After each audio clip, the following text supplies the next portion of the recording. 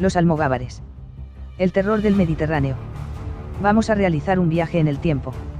Imaginemos la clásica imagen que todos tenemos en la cabeza del Partenón de Atenas, incompleto, pero a la vez imponente en lo alto de la Acrópolis, desafiando al paso de los siglos, las civilizaciones, culturas, guerras. Imaginemos entonces uno de los edificios más famosos de todo el planeta y de la historia del ser humano, pero en el año 1379. ¿Por qué ese año? Porque si realmente pudiéramos viajar en el tiempo como en la famosa serie de la televisión pública española, veríamos el mayor monumento de la Grecia clásica coronado con una bandera de las barras del rey de Aragón ondeando en lo alto.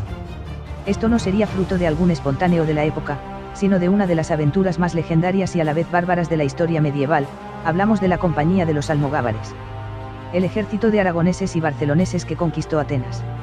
A principios del siglo XX, los políticos griegos todavía seguían maldiciendo la presencia de los almogávares, 6 siglos antes, en tierras griegas. Posiblemente olvidando que fueron llamados por ellos mismos, para sacudirse de encima a los turcos en las horas más bajas del Imperio bizantino. Ni salvadores de un imperio, ni los más terribles guerreros. Seguro que en el término medio entre las fuentes bizantinas y las basadas en Ramón Muntaner, uno de los protagonistas almogávares que dejó sus memorias escritas, hallamos la verdad de este sorprendente ejército de aragoneses y barceloneses, que fundaron los ducados de Atenas y Neopatria. Pero primero, para entrar en materia, vamos a ver de dónde procedían. El origen de los almogávares. Desde que, en el siglo XVII, Francisco de Moncada, despertará el interés de la historiografía hispana por el ejército almogávar, han sido varios los principios asignados al mismo. Algunos se han atrevido a asignar un origen visigodo, debido a las vestimentas con las que nos han sido descritos, que se asemejan más a los pueblos bárbaros germanos que a soldados medievales. Dicho origen ha sido descartado, ya que, de ser así, estos grupos se hubieran también encontrado en lugar de huida de los visigodos tras la invasión musulmana, es decir, en la cordillera cantábrica. Por lo tanto, su origen parece ser mucho más sencillo y lógico de lo que podamos pensar, además de coincidir con el nacimiento del Reino de Aragón, es decir, 3 siglos antes de los hechos por los que son conocidos. El carácter conquistador del recién nacido reino cristiano, ofreció una serie de oportunidades que los rudos hombres de las montañas debían de aprovechar. La llegada de Alfonso I el Batallador expandió los territorios aragoneses desde los Pirineos al sistema ibérico, una enorme extensión de fronteras totalmente desprotegidas, debido principalmente a 2 premisas, la escasa fuerza militar y las dificultades fronterizas debido a las agrestes montañas. Pues bien, una serie de hombres parece que se dedicaron por su cuenta, riesgo, y en especial beneficio, a la protección de dichas fronteras. Las vestimentas con las que han sido descritos y su forma de luchar han ayudado a pensar en su pasado común. Su zamarra de piel, que solo abandonaban en los rigurosos climas veraniegos, sus piernas protegidas por calzones de cuero, o las abarcas para trepar por los terrenos más montañosos, son el mejor indicador de un pasado pastoril. Las duras condiciones de vida de las montañas pirenaicas labraron a los almogávares aragoneses y catalanes. La nueva forma de vida que le ofrecía la conquista de territorios, les abrió la puerta a vivir del pillaje y saqueo de las localidades fronterizas andalusís. No se sometieron en un principio, ni a reyes, ni a nobles o villas, rechazando en todo momento vivir en servidumbre. El nombre por el que son conocidos, fue dado por las propias víctimas musulmanas, ya que el vocablo árabe almogávar significa el que hace algaradas. Si bien en un principio fueron los pastores pirenaicos catalanes y aragoneses, dicha forma de vida comenzó a atraer a nuevos personajes a la historia de los almogávares. entre ellos los propios musulmanes de los nuevos territorios conquistados, que a buen seguro habían sufrido en sus carnes el asedio de los almogávares, y que ahora se decidían a incorporarse a esa vida, antes de huir a nuevos horizontes. También los navarros en un menor número, tras un evidente contacto con los aragoneses debido a la historia compartida. Por último, destacar a los valencianos y mallorquines de los territorios que fue conquistado la Corona de Aragón. En este entorno fueron creados su particular ejército. Su forma de lucha normalmente fue a pie. Aunque tras unos años en Grecia y amplia experiencia en combate, según el propio almogávar Ramón Muntaner, empezaron a montar a caballo, pero cuando llegaban al lugar de encuentro con las huestes enemigas se bajaban del mismo, porque solo sabían luchar así. También fueron confeccionados su propio armamento lo más acorde posible a su sistema de vida descrito. Lo mismo que usaron para el pillaje y saqueo, saliendo a toda velocidad para huir al refugio de la montaña o luchando cuando eran alcanzados por los veloces hombres a caballo, usaron a lo largo de su historia contra los pesados ejércitos medievales. Para vencer a estos últimos, usaron el mismo sistema aprendido durante años de pillaje en las montañas. Tanto el factor sorpresa, como el aprovechamiento del terreno necesitaban de uniformes y armas ligeras de peso. De ahí que prácticamente no usaran protecciones, ni cota de malla, ni corazas, ni enormes escudos. Más bien un pequeño escudo para protegerse del cuerpo a cuerpo, armas arrojadizas como dardos, o una pequeña lanza denominada azcona y un gran cuchillo afilado con gran precisión. No les importaba matar antes al caballo, que al caballero, ya que este a pie era presa fácil para un almogávar. Destacar, por último, que la estructura del ejército almogávar era bien sencilla. 3 únicas categorías: soldado raso, almogávar, sargento, almocadén, y capitán, adalid, aunque para pasar de una a otra se necesitaba más de media vida, y amplia experiencia en combate.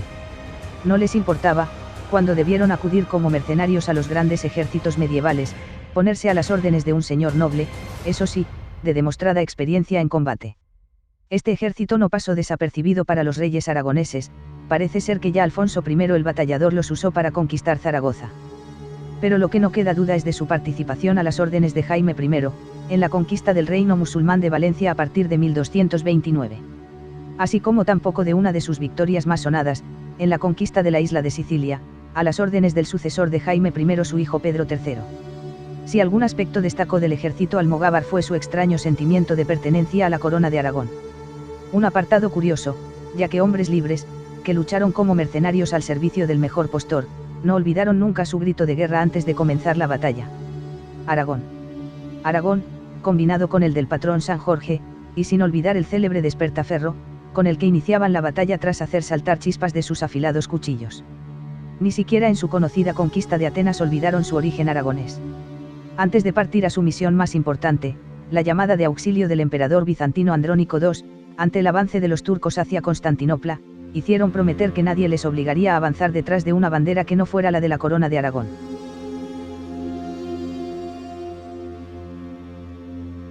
Ya hemos comentado la simplicidad de su equipamiento militar, el cual les daba mucha movilidad. Además, vestían una camisa corta y unas calzas de cuero, calzaban abarcas y cubrían su cuerpo con pieles. Todo esto, junto a sus largos cabellos y pobladas barbas, les conferían un aspecto desarrapado, pero sobre todo fiero, que atemorizaba a sus enemigos con tan solo verlos. A finales del siglo XIII y principios del XIV, buena parte de sus integrantes eran de los condados de Barcelona, pero también había numerosos aragoneses, además de valencianos y mallorquines. Sin duda, el escenario que les acabó dando gran fama como guerreros fue la Guerra de las Vísperas Sicilianas, 1282 a 1302. En 1266, el papado y Francia se aprestan a eliminar el último reducto en Europa de los Hohenstaufen, la familia que había ostentando el trono del Sacro Imperio Romano Germánico y que tanto se había opuesto al poder del Papa. Este último reducto era el Reino de Nápoles, que también englobaba la isla de Sicilia. Así pues, el Papa decide sacarse de la chistera el rumor de que Manfredo Hohenstaufen, rey de Nápoles, desea someter a toda Italia, incluida Roma, bajo su poder. Hecho correr el rumor, le ofrece la corona de Nápoles a Carlos de Anjou, señor de Provenza y tío del rey de Francia, Felipe III, que por aquel entonces era ya una de las mayores potencias militares de Europa.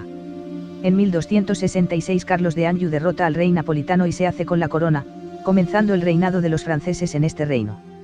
Sin embargo, la actitud de Carlos, de sus nobles franceses y de sus seguidores en el gobierno de Sicilia no cayó muy bien entre la mayoría de los sicilianos, que comenzaron a organizar núcleos de resistencia contra los odiados franceses.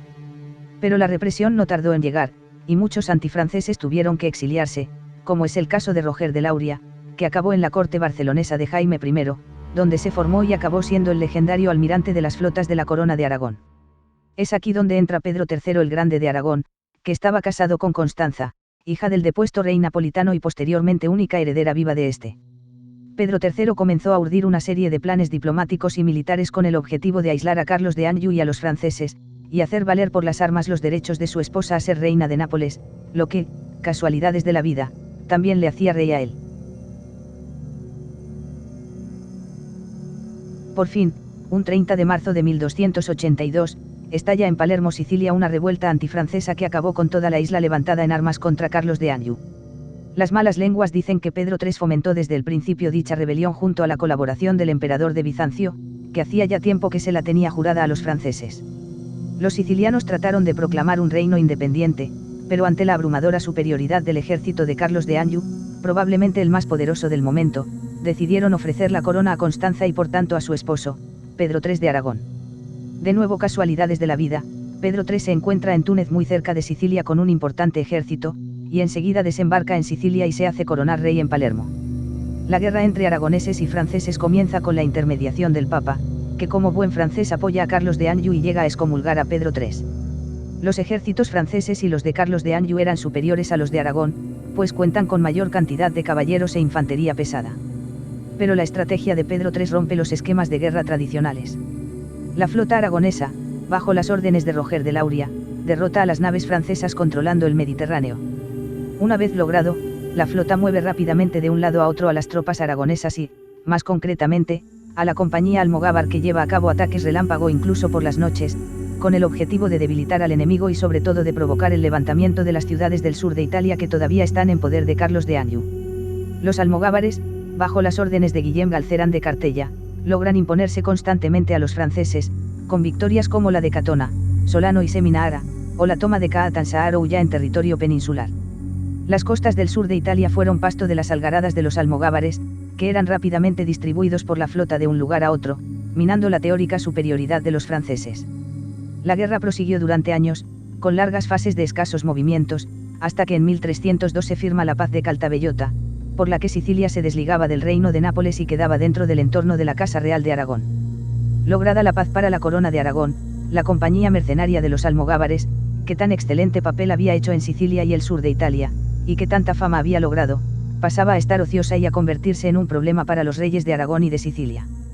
Para los almogávares tanto les daba luchar por sus empleadores como contra ellos mientras recibieran su sustento. Es ahí donde aparece el emperador de Constantinopla y donde comienza la parte más legendaria de esta historia, que la podremos escuchar en el siguiente capítulo de la serie.